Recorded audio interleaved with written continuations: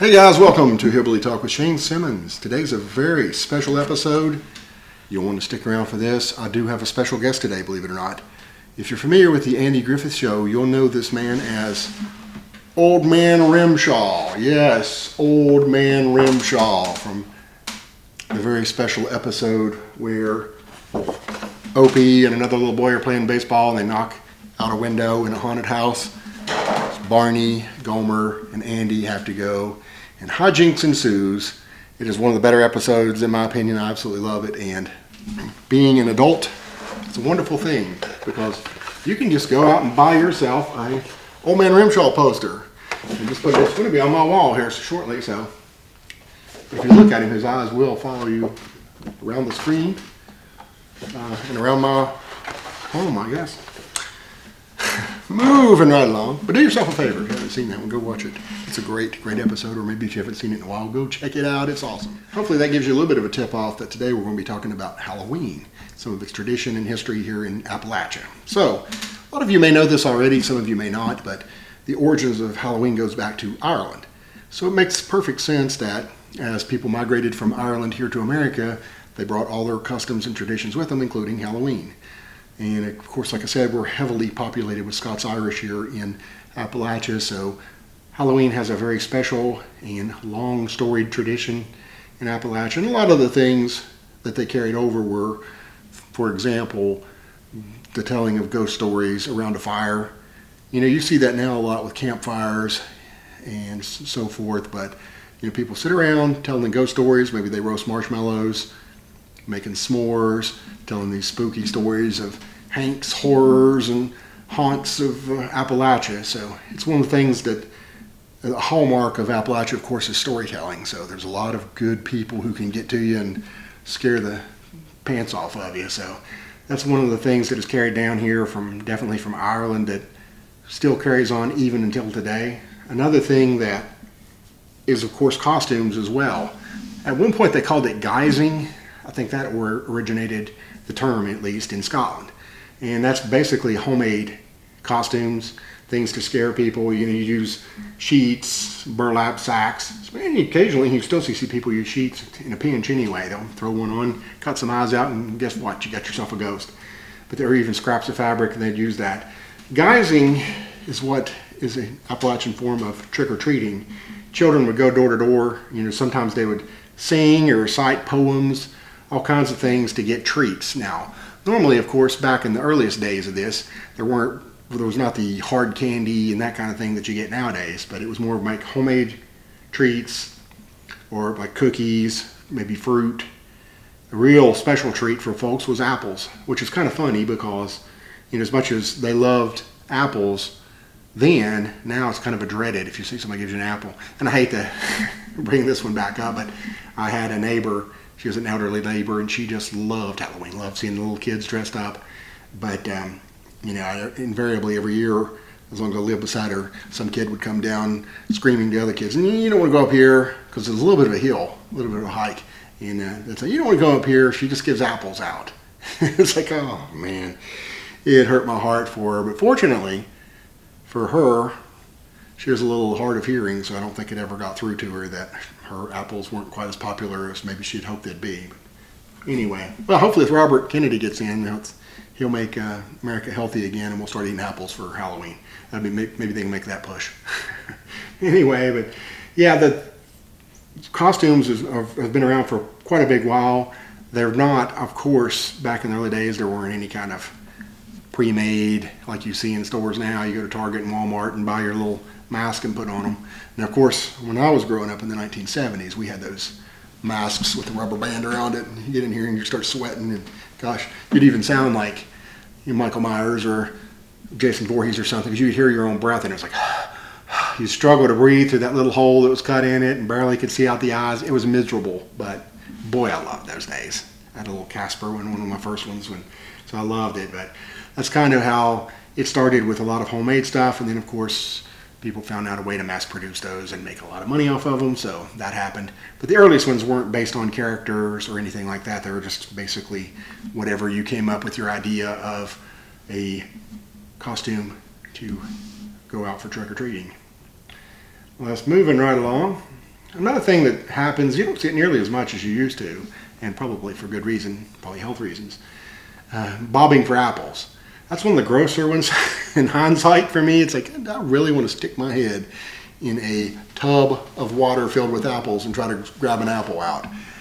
No, I don't want to do that. Now, I have done it. I've done it in the past and didn't think a thing of it. It's funny how when something's a tradition, you just go along with it until you, I guess you grow up and wise up. But I remember going to church and everywhere else and be like, we'd bob for apples and you'd get your little head in there and move around till you dug one up. And yeah, it might have other folks' teeth marks on it, and it's just incredibly gross looking back at it.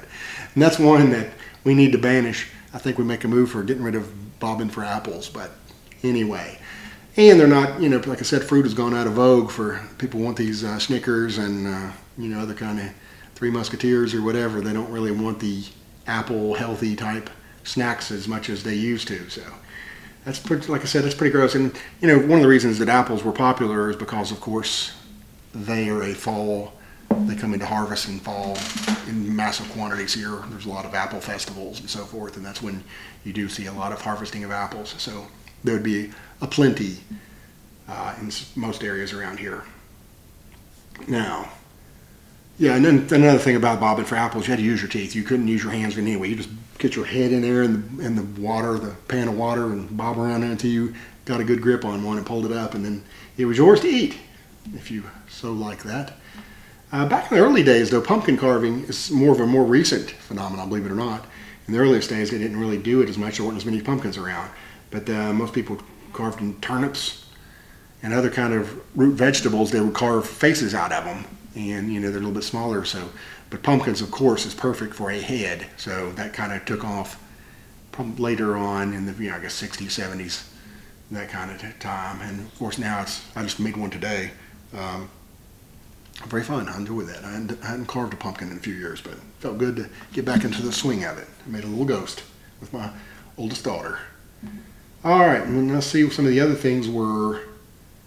This is one too that was kind of surprising when you dig it up, is corn shuckings. So of course, you see now corn mazes and so forth go on a lot, but back in the day, people would get the corns and shuck them as kind of just a community thing to get together and prepare some food. And of course, another thing too would be they'd have some kind of harvest parties, and as well they would make pumpkin pies. That's where you saw a lot of that would happen. Cider, people would make that. All your fall kinds of treats originated through Halloween, and of course to some degree Thanksgiving as well too. But it would start in the Halloween era and for part of the season. Another thing would be fortune telling. And now this is one of those things like to modern fortune telling. You sit around here and you think of some woman or some swami or whatever with a crystal ball. It wasn't really like that so much, but they would use certain things like one of them was a little simple method where you'd peel an apple and to see if that skin would form into any type of letter, and that way it would tell you who your spouse might be. Or people would look in a mirror by candlelight. There's little things that they would do. Not, like I said, not as formal as like a crystal ball, but it would just be like little things. Even now, people believe in, sometimes they'll pull your hair out and, spin it around. There's all kinds of little tricks to find out how many kids you're going to have. All kinds of little supposed techniques to tell you what your fortune is going to be, and do they work? I've never seen them work, but a lot of people still believe in it, so more power to them. One of the things too was they wanted protection from spirits. So, of course, this was more of a pagan holiday to begin with, but there's always some cross-religious impact from, of course, Halloween. So, in some of the early days, people would have rosemary and garlic and all this kind of stuff to ward off evil spirits.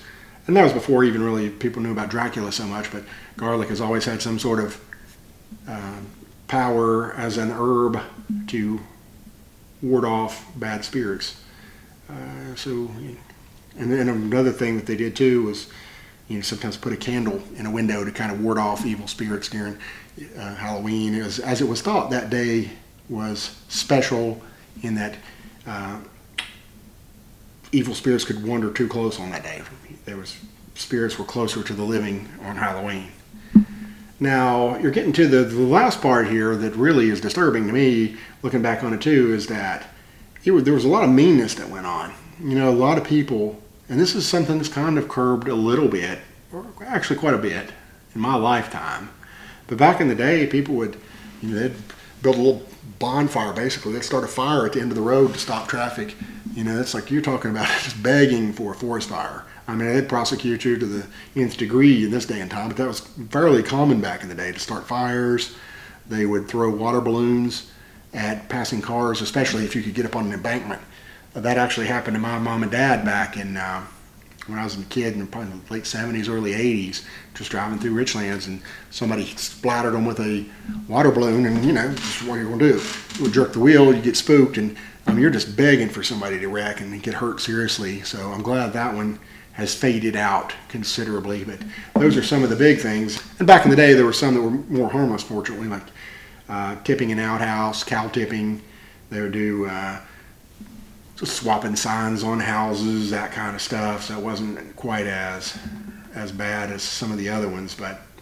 And even, believe it or not, it was often common to hear gunfire going off on Halloween. So it's always been a spooky time, and I hope it gives you a little bit of a idea of what the history of it was like. And now these days, of course, when I was younger, we went down to every Tom, Dick, and Harry's house, and you'd go to the biggest neighborhood and try to hit every house you possibly could to load up on the candy.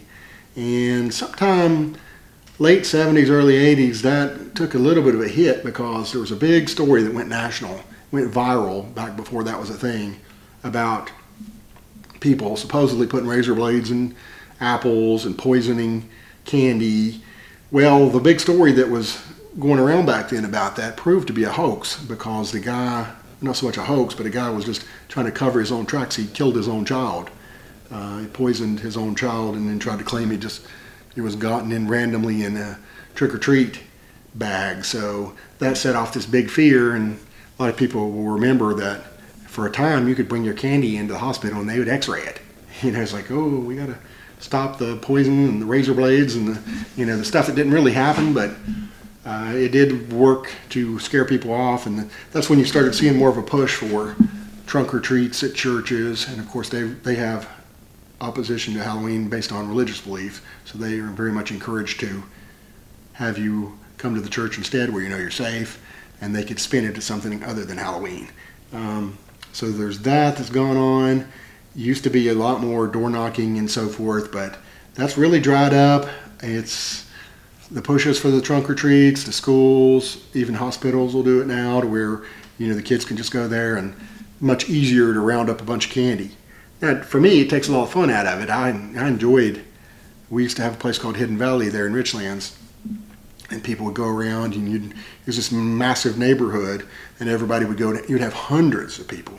Hundreds and hundreds of people. Almost everybody went there, and you just went around to all these houses and got candy, and it was just you had to work to earn it. You had to walk country mile to get to some of these places, and by golly, we all did it, and we didn't complain. We were happy. But so that's part of it. Now, some of the hijinks we got into wasn't so much water balloon throwing, or certainly no fire set, but there was toilet papering of houses. There was and throwing eggs. For some reason, that was a big thing when I was younger. People would throw eggs. In fact, matter of fact, somebody boiled one. We got into a big war. Hit me in the jaw, and I saw stars for a while after that. I thought I'd got a concussion from it. So all those things have kind of faded out. Lately, you don't see quite as much mischief now, but occasionally you'll still see somebody throw up a Hail Mary there just to, I don't know if it's an ode to the past or what, but every now and then somebody will cut a tree down or whatever, but it's much, much more rare than it was even in my lifetime when I was younger. So kind of gives you an idea. So the trunk or treats, the, retail stores, like even here in Abingdon, they just had a day where you could go up and down the streets and the businesses would give out candy. And that's kind of took the wind out of Halloween going door to door knocking. So, which may or may not be a good thing. I don't like it, but I don't like a lot of things. Progress moves on, and it doesn't ask my opinion. So anyway, hope you enjoy getting to know a little bit more about how things work here in Appalachia. And I will see you next time.